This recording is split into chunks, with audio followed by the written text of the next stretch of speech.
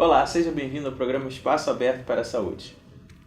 Pesquisa realizada pelo IPEA estimou que no ano de 2017 a população de rua ultrapassava 100 mil pessoas. A população de rua é um grupo de grande vulnerabilidade social e econômica e de saúde, necessitando de grande atenção pelo poder público e a criação também de políticas em prol de sua saúde. No programa de hoje nós vamos abordar esse tema, pessoas em situação de rua. E para conversar sobre esse tema nós temos aqui a professora mestre Fabiana Koopmans, da UERJ, não é isso? E também da Uniswan. Ela é doutoranda do Programa de Ciências do Cuidado de Saúde daqui da Universidade Federal Fluminense. Agradeço a sua presença, professora. Eu que agradeço. Qual é a região do país que apresenta o maior número de pessoas de rua? Em situação de rua, né? O termo realmente que a gente utiliza são pessoas em situação de rua. As regiões, geralmente, é sudeste, depois vem sul, mas a região que mais tem população em situação de rua é São Paulo, principalmente a Praça da Sé. E São Paulo também foi a região que começou com os trabalhos, principalmente na área da saúde, com população em situação de rua. E geralmente isso tem relação com os grandes centros urbanos, né? Sim, tem uma relação... Uma questão também econômica, né? Porque nos grandes centros urbanos, onde essa população ela consegue viver da rua também, né? Ela vive na rua, mas também ela vive da própria rua. Então, nos grandes centros urbanos, por uma questão mais econômica, que ela também acaba se concentrando mais. E, professora, existem estratégias públicas que visem a redução da população de moradores de rua? Sim, mas existem diversas estratégias para pessoas em situação de rua e muitas delas para tirá-las da rua. Existem estratégias, geralmente, de reinserção dessas pessoas na própria família. Então, assim, tem equipes de serviço social, assistência social, que fazem esse tipo de trabalho. Na área da saúde, as equipes de consultório na rua, que tem o assistente social também, ajuda muito também fazendo essa reinserção dessa pessoa nas famílias, tá? Mas assim, tem pessoas que não querem voltar para suas famílias, né? Então assim, trabalhar com a pessoa em situação de rua tem que ver também qual é a necessidade dela, né? Porque muitas estão na rua porque já romperam vínculos familiares. Então, e é opção às vezes, né? Isso, tem diversos fatores, mas tem pessoas que já romperam, então elas não querem fazer essa volta, esse retorno para a família. Essa é uma das estratégias, né? Mas tem que ficar sempre ciente se aquela estratégia que o poder público naquele momento está utilizando é uma estratégia higienista, né? Que é uma estratégia de recolhimento, tá? Ou se é uma estratégia de acolhimento, de realmente ver o que ele necessita e de que forma aí a gente poder trabalhar nessa situação. Teve aquele caso do prefeito de São Paulo, né? Isso é uma estratégia higienista e que acontece não só em São Paulo, já aconteceu diversas vezes aqui também no Rio de Janeiro. Principalmente na época da Copa, na época das Olimpíadas, principalmente Zona Sul do Rio de Janeiro. Teve várias estratégias dessas higienistas de retirar, né, aquele morador de rua que muitas vezes próprias pessoas também da comunidade, algumas pessoas da comunidade, querem que ocorra esse ato, né?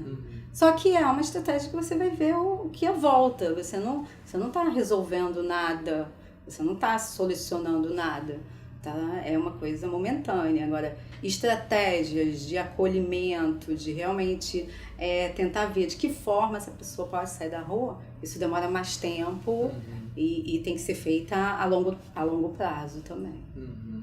E depois a gente teve também aquela catástrofe, né, do prédio que desabou e muita gente estava morando ali em situação irregular. Isso. Que vieram de várias regiões, né? Isso. E é uma situação muito triste e a gente vê que o poder público, por isso que eu fiz essa pergunta, se existem estratégias. As estratégias muitas vezes são higienistas, né? Existem hoje, assim, é isso que eu estou falando, assim, tem uma parcela de profissionais que estão trabalhando na outra questão de reinserção das suas famílias. Tem muita gente que é do Nordeste, do Norte, sabe? E aí vai fazendo esse trabalho mais de formiguinha, porque não é um trabalho rápido, né? Mas geralmente quando ocorre isso, que houve, principalmente agora em São Paulo, foram estratégias de retirada mesmo, né, daquelas pessoas da rua, de forma pegar mesmo autoritária, né? Autoritária, tentar colocar aquela a sujeira, né, que eles para debaixo do tapete. É isso que eles estão tentando fazer. Mas não é a solução. Essa não é a solução correta, nem e nunca vai resolver esse problema dessa forma. Mas é algo que, assim, tem que se pensar de que forma a gente precisa resolver essa questão. E, assim, porque é uma população que está aumentando, principalmente em momentos de crise que a gente vive. Agora a gente está vendo o movimento migratório da Venezuela, né? Isso. E eles estão realocando em vários estados essas pessoas que estão, digamos assim, fugindo da situação crítica que está lá. E a gente também que está na situação crítica. Isso. Mas aí a gente está um pouco melhor do que eles e eles vêm para cá. E realmente é uma coisa que a gente realmente está melhor do que eles. Por isso que eles vêm na tentativa de busca de emprego, de moradia, de reinserção. Mas essa coisa das políticas que a gente estava até conversando anteriormente e voltadas em prol da saúde, promoção da saúde dessas pessoas. Pode falar um pouquinho para a gente? Sim, assim, as políticas para a saúde em população de rua começaram a partir de 2011, tá? Existiam outros projetos, existia até o consultório de rua, tá? Esse eu ouvi que falar. era muito mais ligado a álcool e drogas, tá? E a partir de 2011, com a política de população de rua, teve a criação do consultório na rua, que é, na verdade, um trabalho de profissionais de saúde com cuidado à população em situação de rua. Né? Trabalha junto dentro da atenção básica e não vê uma demanda só de saúde mental. Tenta ver realmente a demanda dele, quem é essa pessoa, por que ela está na rua, do que ela necessita. Então, além de pegar questões ligadas a doenças como tuberculose, que tem muito, tá? Verminoses, essas doenças assim, ver questões também relacionadas à família, de onde está a família, se aquele morador realmente ele quer ir para o abrigo ou não, ou se ele quer permanecer na rua, de que forma a questão de álcool e drogas sempre passa por eles, mas tem pessoas que estão na rua que não fazem uso também de álcool nem drogas, então de que forma pode resolver. Tem questões relacionadas à questão de anticoncepcionais, dos métodos contraceptivos. Ou seja, são várias questões que muitas vezes os profissionais assim, nem pensam, não tem manual, não tem nada de como trabalhar com isso. E os profissionais vão trabalhando no decorrer, conhecendo essas pessoas. Mas é uma política muito mais ligada à política de acolhimento, de humanização, do que aquela política de recolhimento, de higienismo. Esse é o momento. O Rio de Janeiro ele tem hoje 7 equipes de consultório na rua. Acho que Niterói tem 2, se eu não me engano. Então, assim, são equipes e são profissionais diferenciados. Eu ia até fazer essa pergunta para você. Quais os profissionais que estão envolvidos na atenção dessa clientela? Da equipe de consultório na rua, né? É uma equipe multiprofissional, não dá para ter um profissional específico, então são enfermeiros, médicos, psicólogos, terapeutas ocupacional, tem técnico de saúde bucal, tem assistente social, tem o agente da rua, que é um agente de saúde que faz essa interlocução, tem uma divisão até de áreas, de micro-áreas, para poder ter uma atuação mais efetiva. É um trabalho também que se faz processual, não é de um dia para o outro. são articulações a todo momento. Esse profissional ele tem que ser diferenciado, porque tem que ser um profissional que realmente tem um poder de escuta mais qualificada, tem que ter tem que ser um profissional que consiga fazer vínculo. Ao mesmo tempo tem que ser um profissional de grande articulação, porque o que eu vejo, principalmente na pesquisa que eu estou fazendo, é que aquele profissional ele articula muitas vezes o acesso daquele morador de rua em outra unidade de saúde. Por medo de chegar e estar sujo, não querer atendê-lo, e aí eles ajudam nesse acesso para promover realmente um cuidado. E quais são as etapas, Fabiana, da reinserção social dessas pessoas? Ela vai lá por essa clínica, ela é atendida, aí a gente geralmente observa eles se ela... pedem... Não, geralmente eles começam com... Muita gente que está na rua não tem documentação. Então, assim... São etapas mesmo, né? Então, vem geralmente retirada de documentação, as assistentes sociais das equipes, elas ajudam muito nisso. Vão retirando esses documentos, depois vão fazer um tratamento odontológico.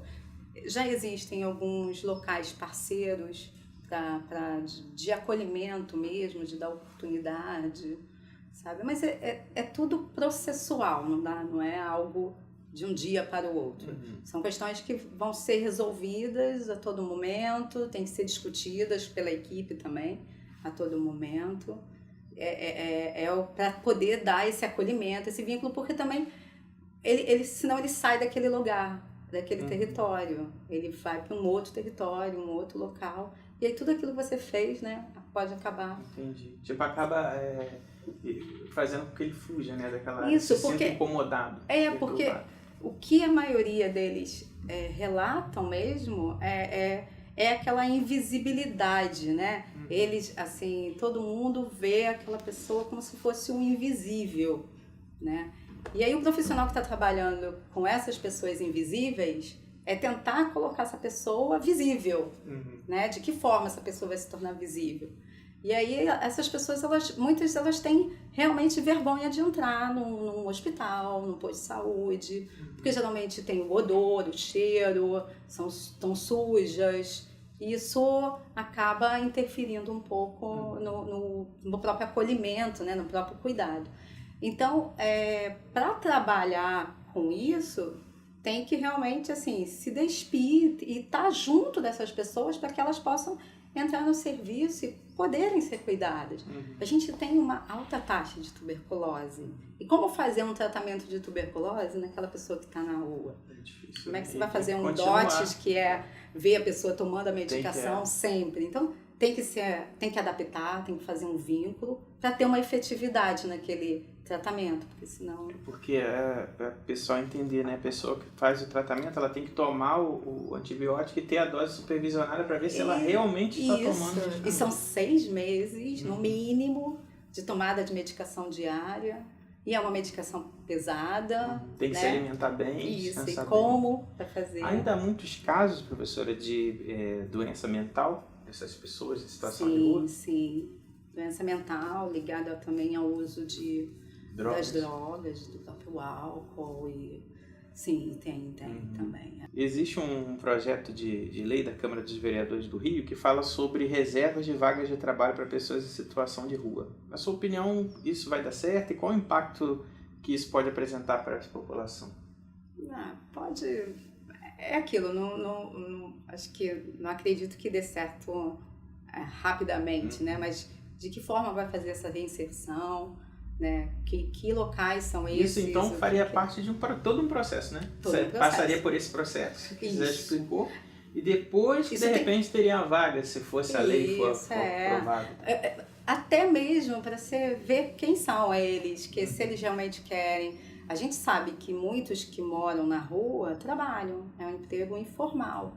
Existem pessoas que moram na rua durante a semana, final de semana tem uma atividade, um trabalho? Ou tem uma própria casa, então durante a semana ele está geralmente nos centros urbanos para poder trabalhar, para ter uma forma de ganhar dinheiro. Aquilo que você falou no início, vive da rua, né? Vive da rua, tem muitas pessoas, eles vivem da rua.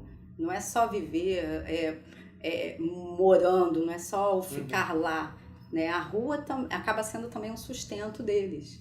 Então, assim, de que forma também esse local vai dar esse emprego? Mas tem muitas pessoas que querem voltar, tá? A ter um emprego, a ter uma casa, voltar para a família. Então, assim, tem que ser visto de que forma isso vai ser feito. Se a lei for aprovada, vai ser um avanço depois de ter passado por todo esse processo que as equipes fazem. Né? Isso. Mas isso é bom que tenha algo visando. É importante ter essas legislações para as pessoas em situação de rua. Isso é tornar aquele invisível visível. É isso que tem que ser feito. E as atividades que eles fazem quando você fala assim, vivem da rua? A gente conhece as coisas que a gente vê, tipo, as pessoas que trabalham em sinal, outras que vendem alguma bala, né? Mas existem outras coisas também relacionadas a essas atividades? Tem também prostituição, essas coisas? Tem tudo. Tem de tudo, né? Mas, assim, dos exemplos que você já viu. Tem tudo. Tem de tudo. Tudo. Não dá. Eu sei que às vezes tem alguma coisa que chama atenção, mas às vezes porque a gente olha, observa que tem pessoas que trabalham no sinal e tal, mas você percebe que elas dá pra ver pela vestimenta e tal, que elas não vivem na rua, né? E outras, você percebe que... Assim, cada pessoa é uma pessoa. Então, assim, tem pessoas que vivem na rua, podem dormir na rua, e você olha e vê pensa que ela tem uma casa, mas não, ela já articulou no posto de gasolina, então ela toma banho assim que acorda, entendeu? E depois vai trabalhar, pode trabalhar, ter um emprego até formal, mas ele não tem onde dormir, aí acaba dormindo na rua, tá? Então, assim, tem diversos tipos de pessoas e eles na rua vão criando diversas formas de viver. Entendi. E de ganhar dinheiro. De ganhar dinheiro. E se manter. Isso. Então, professora, fala um pouco pra gente sobre o seu trabalho de doutorado. É nessa área? A pesquisa, eu estou fazendo uma pesquisa sobre cuidado, saúde da população em situação de rua. Eu acompanhei uma pesquisa etnográfica, estou acompanhando ainda a última equipe, acompanhei 2 equipes no Rio de Janeiro. E essa pesquisa, basicamente, é para pegar que elementos esses profissionais, é uma pesquisa ligada aos profissionais de saúde, que elementos esses profissionais têm neles e que ajudam a eles a desenvolver as práticas de cuidado com a população em situação de rua. Então, assim, alguns elementos como a questão do afeto, da humanização, da escuta, fica muito presente. Quais recursos materiais e imateriais eles podem utilizar? Isso. E quem são eles? Então, geralmente são profissionais também que sempre trabalharam com populações mais vulneráveis, tá? São profissionais muito articuladores, eles têm aquele poder de articulação a todo momento e sempre olhando a demanda, a necessidade daquela pessoa que está na rua. Não dá para ter preconceito, tem que se despir realmente de todos os preconceitos e tentar realmente trabalhar com essa questão bem de acolhimento, no geral, de humanização. Né, todo profissional de saúde já não pode ter preconceito. E lidar com essa clientela tem que ter menos preconceito ainda. Isso. A mente é aberta. Isso aí. Não dá como eu te pedi o exemplo, a gente vai ver de tudo, né? Então não dá nem para exemplificar. Não, você vai ver de tudo. Isso eu não vi, mas você pode ver hoje. Isso pode acontecer. Interessante. Vamos agora então às nossas perguntas por e-mail. Se você tem pergunta, envia para a gente, espaçoabertosaude@gmail.com. Então a gente tem uma pergunta aqui, professora, da Jurema de Niterói. Qual a instituição responsável pela saúde dessa população? É a Secretaria Municipal de Saúde, tá? O pessoal da assistência social também é responsável, mas hoje o consultório na rua, ele faz parte da Secretaria Municipal de Saúde, só que todo consultório na rua é em conjunto com uma unidade de atenção básica à saúde, pode ser clínica da família ou um centro municipal de saúde, então é da prefeitura. Interessante, né? Para o pessoal já saber, se tiver que fazer, né, algum encaminhamento, orientação. Quais os principais fatores que levam uma pessoa a morar na rua? É a pergunta do Ricardo, são você. São diversos fatores. Geralmente, muitos já romperam um vínculo familiar, então isso acaba realmente levando essa pessoa a morar na rua. Tem a questão econômica de muitas não ter mesmo onde morar, e hoje a gente vê famílias morando na rua, não só uma pessoa, mas família. Essa questão do vínculo familiar é muito forte, né? Porque a gente vê, você já falou umas 3 vezes, então é uma coisa importante. Você vê como que a família, às vezes, pode ser o alicerce ou ser o estopim para alguma coisa e não pior. Ele não queria a volta, né? Não queria a volta. Mas é aquilo, cada pessoa acaba tendo um fator que levou ela ali. Tem pessoas que querem realmente voltar, tem pessoas que não sabem onde está a família, tem pessoas que já vieram de outros estados para cá e não tem como voltar para a família, não tem mais verba, dinheiro. São essas pessoas que às vezes é até mais fácil da gente conseguir o retorno dela para a família. Mas aquele que rompe, né, fica muito mais complicado. A pergunta da Juliana de Niterói, ela quer saber sobre o papel das ONGs e das igrejas na recuperação dessa população. Elas ajudam? ONGs e igrejas? Ajudam, assim,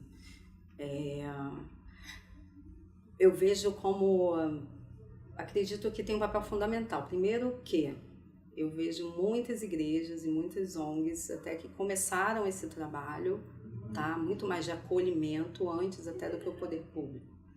E uma das formas até para se trabalhar na saúde é fazendo articulação com esses locais.